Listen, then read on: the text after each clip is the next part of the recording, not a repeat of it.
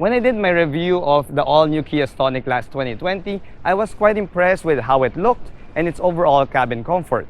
Now, while that was a quick encounter with the vehicle, Kia Philippines now gave me this opportunity to spend the entire weekend with the Stonic. So in this video, I will give you a more in-depth drive impression of Kia's smallest crossover. Let's do this.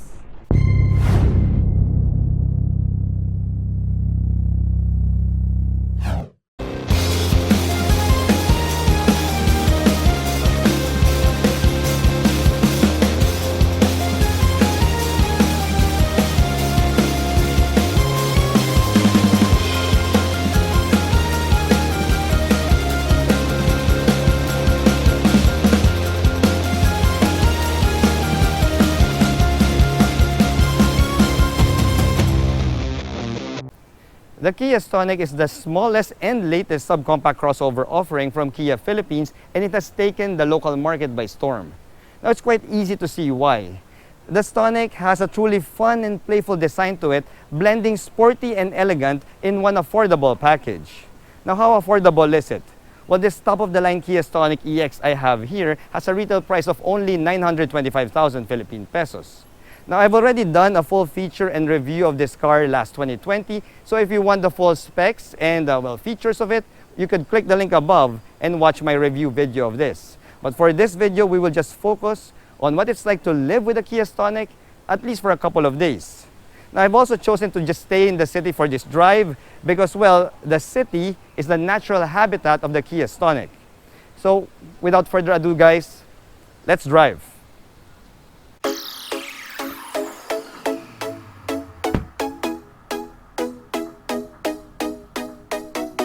Alright guys, so we're now driving the Kia Stonic around the city. We're here in the business district, guys, and the first thing that I noted is, well, the Kia Stonic's drive really is geared more towards fuel efficiency. You see, this thing is equipped with a 6-speed automatic transmission, but it feels like I'm driving a CVT. The gas pedal in itself seems to be a bit unwilling to give me a good amount of rev. That shows you that, well, Kia really tuned the Kia Stonic more towards fuel efficiency, fuel economy, because while it could deliver, if ever you really need to smash on the pedal, you really have to stomp on that pedal in order to get the goods. Now, since we are in the topic of fuel efficiency, having driven this Kia Stonic on the highway, on city roads this weekend, I was able to get some pretty good levels of fuel economy here. For city driving around the busy streets of Makati, I was able to do 10 kilometers per liter, which is, to be honest guys, it's pretty phenomenal. Now, the highway fuel economy is also no slouch because the Stonic returned to me 20 kilometers per liter on the highway. Now, granted, I was trying to do a bit of a fuel economy run there, but when I shifted back to my normal driving, I was still able to do 18 kilometers per liter. Wow, that is pretty good, guys. It is really good. For a crossover, that's really good.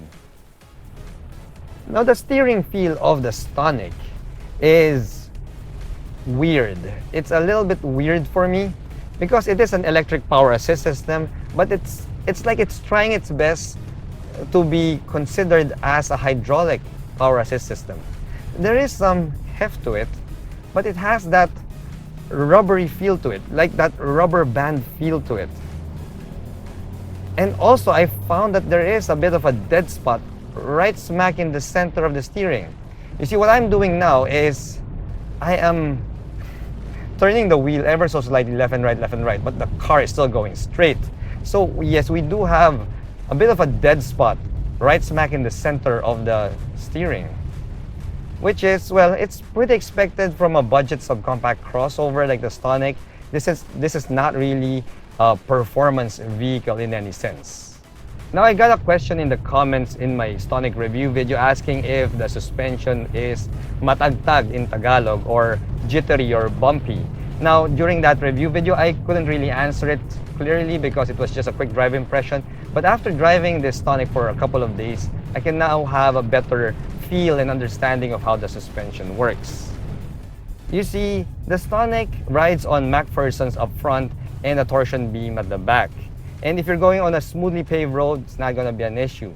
The thing is, once things get a little bit rougher on the streets, well, that rear torsion beam makes itself felt. Plus, the springs on this thing is more tuned towards comfort, which means it is quite soft. So when you're taking curves and corners like this, you could really feel the body roll, the body transfer.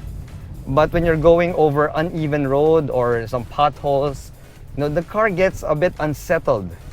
It could get a little bit too, well, not really jittery, but you'd feel it. You'd feel all the potholes that you're going through. All right, guys, we're at the stoplight. I'm putting it on manual mode. See how this thing goes.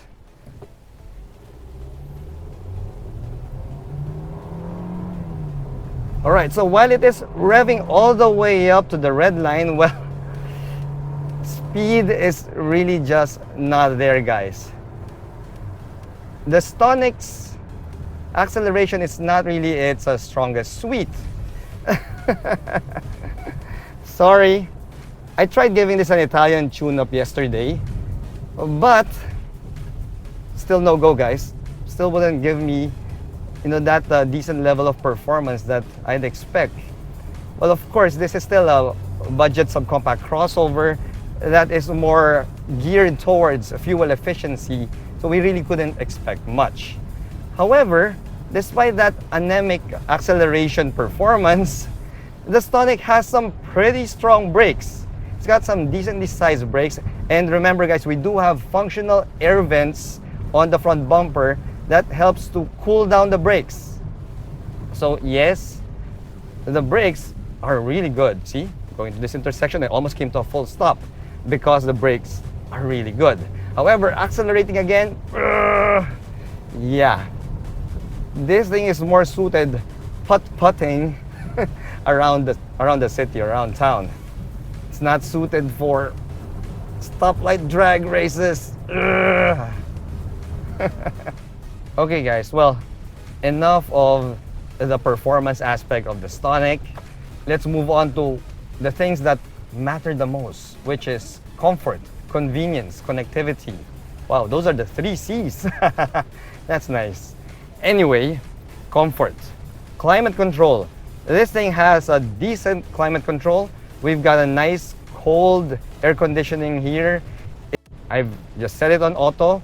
This has a fully automatic single zone climate control system, so that's also quite good. However, the greenhouse, the glass, the windows, the windshield are a bit on the larger side. So as such, well, yeah, this thing can get a bit hot because of those large windows and the large windshield. Now, it would be best if you can get this thing tinted, especially if you live in a tropical country like the Philippines. Now, having said that, guys, well, the visibility of the Stonic is fantastic, I have to say. You're actually seated quite high, and the dashboard and the belt line is a bit on the low side. So it's going to be very easy to drive, and I've experienced that, guys. You see, for a novice driver, this would be very, very easy to maneuver and to drive around town. That's a small footprint. It's got a nice large windshield up front, and these things, the dashboard, the door cards, they don't really hinder your visibility. That's also a good thing. Now, the Kia Stonic is probably one of the rare few subcompact crossovers below 1 million Philippine pesos that will give you a key fob and an engine push start button. Now, that might seem like a frivolity, guys, but trust me, it is so convenient not having to fish around for your keys just so that you can open your car. And that's something that the Stonic can give you. Now, the connectivity is also a good level. In fact, it is head and shoulders above the other budget offerings out there below 1 million Philippine pesos. The Stonic has an 8-inch touchscreen infotainment system that has Apple CarPlay and Android Auto, both of which are godsend this price segment. I mean, below 1 million Philippine pesos and you're getting these niceties already. Now, you would need that Apple CarPlay and Android connectivity here because, well, the Stonic is really marketed towards millennials and young drivers out there. They really need to be connected at all times, guys. Now, that connectivity feature of the Stonic will be truly helpful because, well, you need to have a really good sound system, an audio system here, and the Stonic also delivers in that regard. Now, I couldn't really play any sample music here for copyright purposes, but yeah, you have to take my word for it. The audio system for a stock system, it's really good. Now, you'll need that system, that audio system, because when the Stonic hits the highway, and once you hit like speeds of 80 kilometers per hour or higher, well, the NVH levels kind of suffers a bit. You see some tire noise and some wind noise get inside the cabin, which tells me that, yeah, the insulation of this thing is also more on the budget side. Now, if you're just going around town or the city like what we're doing now, that's not really going to be an issue. But once you go up to 80 kilometers per hour or higher, well, you're going to hear some of that wind noise coming into the cabin. So that's where a really good sounding audio system comes into play.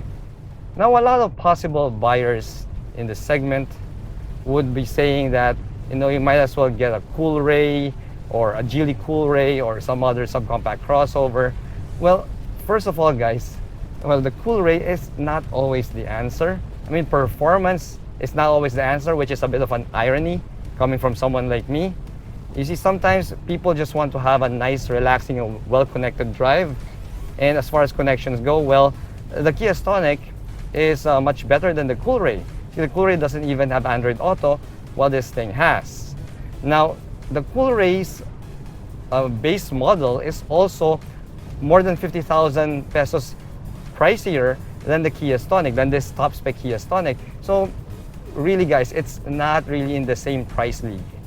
Now, when you compare the Kia Stonic against its cousin, the Hyundai Venue, well, I couldn't really comment on that because, well, I haven't really driven the Hyundai Venue yet, so I don't really know its comfort levels or its driving performance.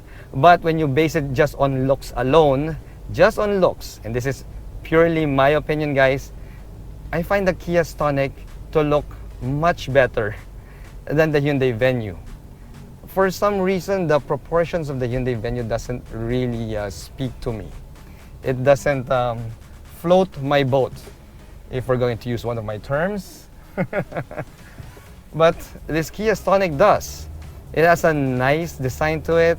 It's got that nicely integrated tiger nose front grille. And I love how they use the play of colors here. Like we have this nice black top roof and coming with that, you know, body colored C-pillar at the back.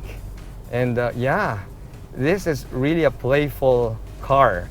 Just when you base it on design, and the Kia Stonic looks much better than its cousin. Now let's talk about some of the things that I don't really like about the Kia Stonic. And there's just a few of them, guys. First up, we don't really have too much soft touch and padded materials here. We don't have that on the door card where I can put my elbow. So this is still plastic, guys, but on the hard side as well. And we don't have a center armrest at all. Now that tells me that this is really a budget subcompact crossover because a center armrest is, well, it's practically standard in most vehicles, but this thing doesn't have it. So when you go on a long drive, that's going to be a bit of an issue. You don't have any place to park your elbow while you're driving. It's not really going to be that relaxing, guys. Now, another thing that I don't like about this is the garnish on your infotainment system. You see, we have this matte aluminum or matte silver garnish here. And while it looks good, the way it's angled, or maybe it's just my height, I'm just 5'6", guys, but the way it's angled is that when you have the sun out, you know, this thing is glare galore. This is giving me a lot of glare. And yeah, it kind of hurts the eyes. Now, that won't be an issue if, let's say, we put some tint on this thing, we put some tint on the windshield, so that would be a bit minimized. But as it is, without the tint, yeah, the glare on this thing, it's not really good. So yeah, just the lack of soft touch materials, the center armrest, and that glare on the infotainment system. Those are the only things that I find to be, well, something that could be changed, something that could be added maybe. But overall, yeah, it doesn't detract from the Kia Stonic's functionalities.